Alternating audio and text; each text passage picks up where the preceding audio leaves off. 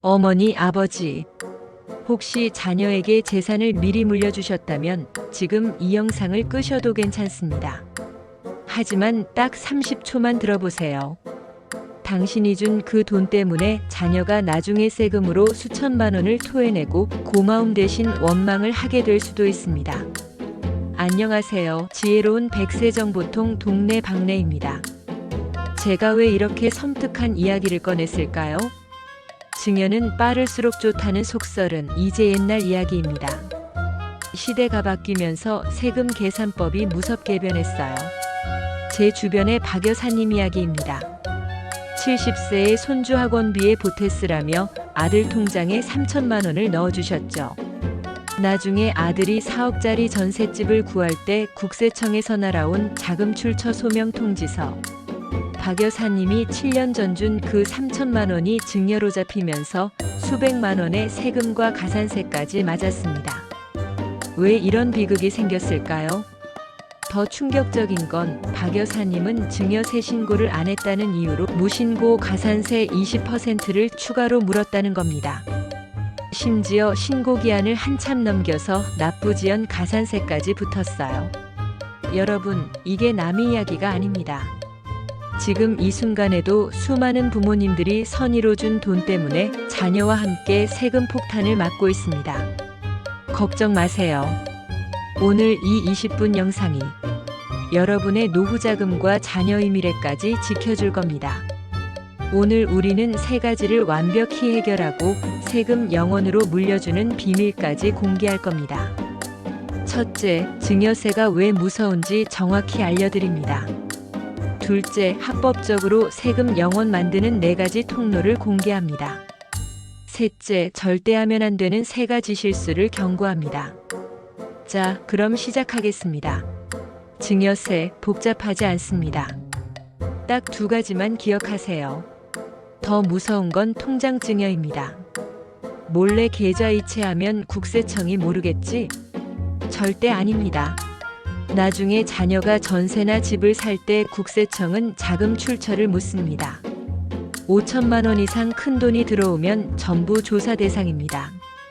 이체 기록만 남은 돈은 세금 공제도 못 받고 증여세에 무신고 가산세 20%, 심한 경우 부정행위 가산세 40%까지 맞게 됩니다. 이것이 바로 자식에게 준 돈이 독이 되는 순간입니다. 잠깐 여기서 중요한 포인트 하나. 증여세 신고는 증여받은 날로부터 3개월 이내에 해야 합니다. 이 기한을 넘기면 무조건 가산세가 붙어요. 그리고 신고만 제대로 해도 세금의 3%를 깎아줍니다. 이걸 신고세 공제라고 합니다. 예를 들어 세금이 500만 원 나왔다. 신고만 제때 하면 15만 원을 자동으로 깎아주는 거예요. 그런데 신고 안 하면 500만 원에 20% 가산 300만 원이 추가로 붙습니다. 신고를 제대로 했는지 안 했는지에 따라 115만 원 차이가 나는 겁니다. 첫째, 성인 자녀에게 5천만 원까지는 세금이 없습니다. 이것을 증여재산 공제라고 부릅니다. 이건 10년마다 한 번 쓸 수 있는 5천만 원 쿠폰이라고 생각하세요. 미성년자 자녀는 2천만 원, 배우자는 6억 원까지 공제됩니다. 오늘은 성인 자녀 기준으로 말씀드릴게요.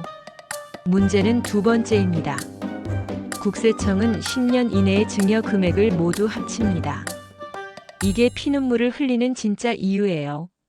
자, 여기 간단한 이야기 하나 드릴게요. 할머니가 손주 대학 입학할 때 축하금 3천만 원, 결혼할 때 집장만에 보태라고 5천만 원을 줬어요. 10년 안에 2번 줬으니 괜찮겠지? 천만에요. 국세청은 이걸 합쳐서 8천만 원으로 봅니다. 그럼 5천만 원 쿠폰을 이미 썼으니 나머지 3천만 원에 대해 세금 폭탄이 터지는 거죠. 계산해 볼까요? 20세에 5천만 원 쿠폰을 써서 세금을 아꼈습니다. 그런데 25세에 또 5천만 원을 주면 합계가 1억 원이 되죠. 그럼 2번째 증여할 때 1억 원 전체에 대한 세금이 폭탄처럼 터지는 겁니다. 1억 원에서 5천만 원을 빼면 5천만 원이 과세 대상이고 여기에 10% 세율을 적용하면 500만 원의 세금이 나옵니다. 결론입니다. 증여는 가장 큰 돈이 필요할 때를 위해 5천만 원 쿠폰을 아껴두는 지혜가 필요합니다. 그럼 5천만 원 쿠폰은 언제 써야 할까요? 정답은 가장 목돈이 필요할 때입니다. 자녀가 30세에 결혼하거나 35세에 집을 장만할 때, 이때 5천만 원 공제를 쓰세요.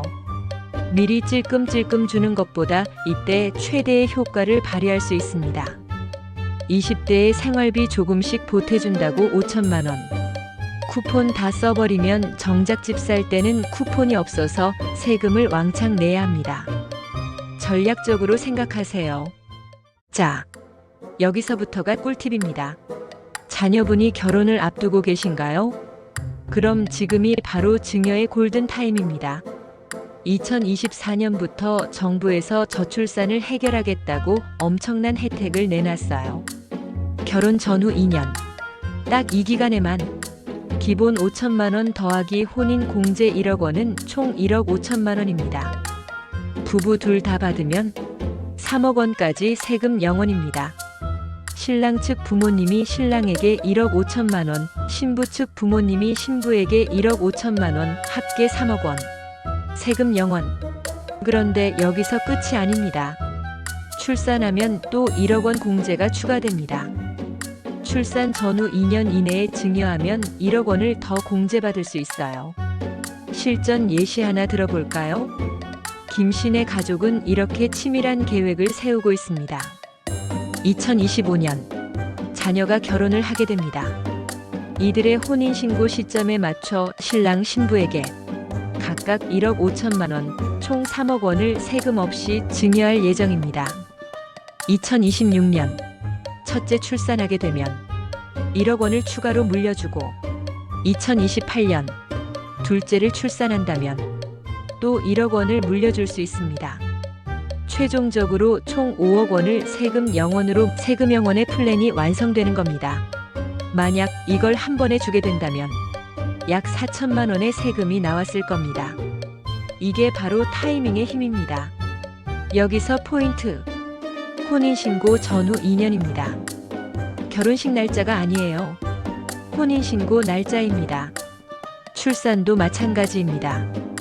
아기 태어난 날 전후 2년이니까 임신 중에 미리 주면 안 됩니다. 아기 출생 신고일을 기준으로 전후 2년입니다. 여러분 자녀가 곧 결혼한다. 지금 바로 계획 세우세요. 그럼 이제 수천만 원의 세금을 아낄 수 있는 세금 0원, 합법적인 통로 4가지를 알려드리겠습니다. 지금부터가 진짜 알짜 정보입니다. 첫 번째, 생활비, 교육비, 치료비 직접 납부. 가장 쉽고 안전한 방법입니다. 국세청이 절대 증여로 보지 않는 돈이 있어요. 바로 생활비, 치료비, 교육비입니다. 핵심은 이겁니다. 자녀 통장으로 돈을 보내지 마세요. 손주 학원비를 부모님이 직접 결제해 주거나 자녀의 병원비를 직접 납부해 주는 것은 증여가 아닙니다. 용돈도 사회 통념상 적정한 수준은 문제 없습니다. 예를 들어볼까요?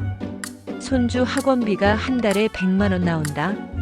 자녀한테 100만 원 송금하지 마시고 할머니가 직접 학원에 가서 결제하세요. 혹은 할머니 카드로 직접 결제하세요. 이러면 10년 동안 1억 2천만 원을 줘도 증여세가 0원입니다. 두 번째, 대출 이자 대신 갚아주기. 자녀가 대출을 받았다면 이자를 대신 갚아주는 것이 원금을 주는 것보다 훨씬 유리합니다. 원금은 증여지만 이자는 생활비로 해석될 여지가 높습니다. 예를 들어 자녀가 2억 대출을 받았다면 부모님이 이자를 대신 갚아주는 방식으로 합법적인 지원을 하세요. 계산해 볼까요? 2억 대출, 금리 4%면 한 해 이자가 800만 원입니다. 이걸 부모님이 10년간 대신 갚아주면 8천만 원을 증여세 없이 지원하는 겁니다. 빚을 줄여주는 것이 사실상 가장 현명한 자산 증식입니다. 세 번째, 유언 대용 신탁. 재산을 물려줄 때 가장 무서운 건 가족 간의 다툼입니다. 유언 대용 신탁을 활용하세요. 내 돈의 통제권을 내가 살아있는 동안은 내가 갖고 사후에 누구에게 얼마를 줄지 유언처럼 지정할 수 있습니다. 자녀들의 상속 싸움을 원천 봉쇄하고 남은 노후를 품위 있게 지킬 수 있는 최고의 방패막입니다. 은행에 가서 유언 대용 신탁 상담받으세요. 수수료가 조금 들지만 가족 간 다툼과 상속세 폭탄을 생각하면 훨씬 이득입니다. 네 번째, 창업자금 특례 5억 원. 자녀가 사업을 시작한다면 창업자금 증여 특례를 활용하세요. 최대 5억 원까지 10%의 낮은 세율로 증여할 수 있습니다. 일반 증여세율이 최고 50%인 것과 비교하면 엄청난 혜택이죠. 단 조건이 있습니다. 자녀 나이가 18세 이상이어야 하고 증여받은 돈으로 2년 이내에 실제로 창업해야 합니다. 자, 그럼 이제 진짜 무서운 이야기 해드릴게요. 주변에서 나 이렇게 했는데 괜찮았어 하는 방법들 절대 따라하면 안 됩니다. 실수 1. 통장 쪼개기. 5천만 원 넘으면 걸리니까 통장 여러 개로 나눠서 주면 되겠지? 절대 안 됩니다. 국세청은 10년치를 다 합칩니다. 2020년 A 통장 2천만 원, 2021년 B 통장 2천만 원, 2023년 C 통장 2천만 원 다 더해서 6천만 원으로 잡힙니다. 실제 사례 하나 들려드릴게요. 이 씨는 아들 통장 3개에 나눠서 총 7천만 원을 넣어줬어요. 한 통장에 2천씩, 3천씩 나눠서요. 국세청이 안 걸리겠지 했는데 아들이 전세 대출 받을 때 전부 걸렸습니다. 결국 7천만 원에서 5천만 원 빼고 2천만 원에 대한 세금 200만 원, 거기에 무신고 가산세 40만 원까지 붙어서 총 240만 원을 토해냈어요. 실수 2. 엄마 거쳐서 주기. 내가 직접 주면 걸리니까 엄마한테 주고 엄마가 애한테 주면 되겠지? 이것도 100% 걸립니다. 이걸 우회증여라고 하는데요. 국세청이 가장 철저히 조사하는 항목입니다. 아버지가 어머니한테 1억 원 주고 어머니가 아들한테 1억 원 주면 국세청은 아버지가 아들한테 바로 준 걸로 봅니다. 배우자 공제 6억 원 날아가고 자녀 공제 5천만 원도 제대로 못 받고 세금 폭탄 맞습니다. 실수 3. 차용증 쓰면 되지. 증여가 아니라 빌려주는 거야. 나중에 갚으면 되니까. 차용증만 써두면 되겠지? 차용증만으로는 소용없습니다. 국세청이 체크하는 것 3가지. 첫째, 이자를 실제로 받았나? 둘째, 원금 상환 계획이 있나? 셋째, 빌려줄 만한 자금 능력이 있었나?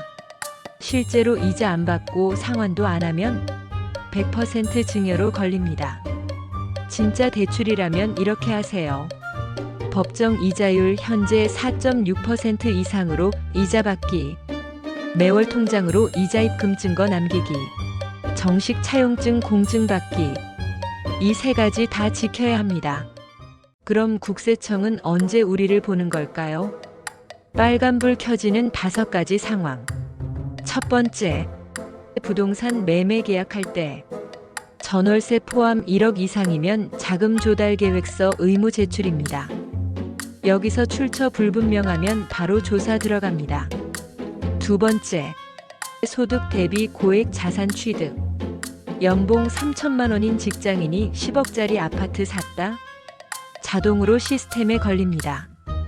국세청 컴퓨터가 소득 대비 자산 비율을 자동으로 계산해요. 세 번째, 은행 입출금 1천만 원 이상. 하루에 1천만 원 이상 현금 거래는 금융정보분석원에 자동 보고됩니다. 현금 1천만 원 찾아서 자녀한테 줬다? 이것도 다 기록됩니다. 네 번째, 미성년자 고액 자산. 애가 주식 1억어치를 갖고 있다? 100% 조사 대상입니다. 미성년자는 소득이 없잖아요. 그 돈 어디서 났냐는 겁니다. 다섯 번째, 사업자금 출처. 자녀가 사업 시작하면서 갑자기 큰 돈이 들어왔다? 창업자금 특례 안 썼으면 바로 조사입니다. 여러분, 국세청은 10년 전 통장 내역까지 다 확인합니다. 그때는 몰랐어요가 통하지 않습니다. 자, 이제 실제로 계산해 볼까요? 사례 1. 아들에게 1억 원 증여. 상황 1. 한 번에 1억 원 증여. 1억 원 중 5천만 원 공제. 5천만 원 과세입니다. 5천만 원 곱하기 10% 세율은 500만 원 세금입니다. 상황 2. 10년 나눠서 증여. 2025년에 5천만 원. 세금 0원. 2035년에 5천만 원. 세금 0원. 총 세금 0원. 같은 1억 원을 방법만 바꿨을 뿐인데 500만 원을 아꼈습니다. 사례 2. 결혼 더하기 출산 풀 패키지. 2025년 결혼하면서 1억 5천만 원. 세금 0원. 2026년 출산하면서 1억 원. 세금 0원. 2035년 추가로 5천만 원. 세금 0원. 총 3억 원. 세금 0원. 만약 이걸 한 번에 줬다면 약 4천만 원의 세금이 나왔을 겁니다. 이게 바로 타이밍의 힘입니다. 지난 영상에서 ISA와 연금저축을 추천드렸죠? 연금저축은 세금 혜택이 크지만 55세 이전에 함부로 인출하면 안 됩니다. 절세 혜택 받았던 금액을 다시 세금 폭탄으로 토해내야 합니다. 예를 들어볼까요? 매년 400만 원씩 10년간 연금저축에 넣으면서 새 공제 받았다. 총 4천만 원 넣고 약 660만 원 세금 혜택 받은 겁니다. 그런데 50세에 급하다고 중도 인출하면 660만 원 토해내는 건 기본이고 거기에 기타 소득세 16.5%까지 추가로 내야 해요. 노후 자금은 55세 이후에만 건드릴 수 있도록 장기 방탄복처럼 생각하세요. 자, 이제 물려줄 돈을 지켜야 합니다. 최근 은퇴자를 노리는 금융 사기가 판을 칩니다. 긴급 경고합니다. 절대 은행 창구 직원이 추천하는 상품에 덜컥 가입하지 마세요. 그들은 판매 실적이 목적입니다. 특히 원금 보장된다는 말로 접근하는 고수익 파생 상품, 절대 피하셔야 합니다. 정리하겠습니다. 오늘의 핵심 3가지. 첫째, 5천만 원 쿠폰은 가장 필요할 때를 위해 아껴두세요. 20대에 다 써버리지 말고 결혼이나 집 마련할 때를 위해 남겨두세요. 둘째, 결혼 출산은 증여의 골든타임입니다. 결혼하면 1억 5천만 원, 출산하면 1억 원, 총 2억 5천만 원을 세금 없이 줄 수 있습니다. 셋째, 통장 쪼개기. 우회 증여는 절대 금물입니다. 실제 사례입니다. 최 씨는 은행 직원이 연 7% 확정금리라고 하길래 5천만 원을 맡겼어요. 알고 보니 파생결합 상품이었고 3년 뒤 원금의 30%가 날아갔습니다. 원금 보장은 만기까지 갖고 있을 때만 해당되는 거였어요. 여러분, 이해 안 되는 상품은 절대 가입하지 마세요. 정보만 아는 것은 소용없습니다. 지금 당장 이 3가지 숙제를 완료하세요. 숙제 1. 국세청 126번에 전화하세요. 부끄러워하지 마세요. 사전 상담을 요청하여 우리 가족의 증여 한도를 미리 체크하세요. 국세청 직원들은 친절합니다. 우리가 낸 세금으로 월급 받는 사람들이에요. 물어보는 게 당연한 권리입니다. 숙제 2. 이만기된 예금이나 통장 잔액을 ISA나 신탁계좌로 옮길 계획을 세우세요. 은행 정기예금 금리 3% 받고 계세요? ISA는 비과세 혜택까지 있어서 실질 수익률이 훨씬 높습니다. 지금 계획 세우세요. 숙제 3. 이 영상을 자녀에게 꼭 보여주세요. 부모님의 마음을 아는 것만으로도 수천만 원을 아낄 수 있습니다. 자녀가 이 영상을 보고 미리 준비하면 나중에 자금 조달 계획서 낼 때 당황하지 않습니다. 이 모든 지혜는 당신의 가정이 10년 후에도 평안할 수 있도록 지켜줄 마지막 울타리입니다. 세금 폭탄은 준비하지 않은 사람에게만 터진다는 사실을 기억하십시오. 이제 영상을 끄고 제가 드린 숙제 3가지를 오늘 밤 바로 시작하십시오. 세금 영원 통로를 찾는 2단 하나의 행동이 당신의 10년 후 미래를 완전히 바꿀 것입니다. 오늘 영상이 도움이 되셨다면 좋아요와 구독으로 응원해 주십시오. 그리고 이 지혜가 필요한 소중한 가족에게 꼭 공유해 주시기를 부탁드립니다. 저는 다음 영상에서 더 유익하고 현실적인 재테크 정보로 찾아뵙겠습니다. 감사합니다.